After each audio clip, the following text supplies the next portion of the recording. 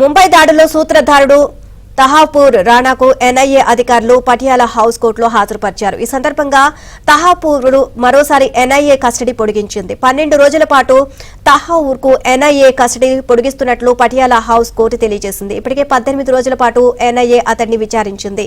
అయితే ఇందులో తహాపూర్ పొంతనలేని సమాధానాలు చెప్పడంతో ఎన్ఐఏ మరోసారి కస్టడీ కోరినట్లు తెలుస్తోంది.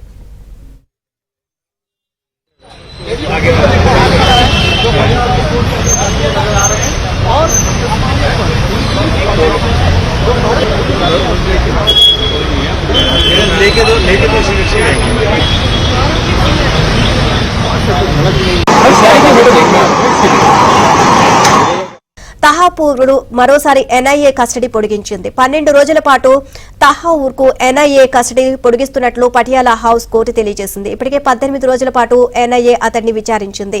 అయితే ఇందులో తహాపూర్ పొంతనలేని సమాధానాలు చెప్పడంతో ఎన్ఐఏ మరోసారి కస్టడీ కోరినట్లు తెలుస్తోంది.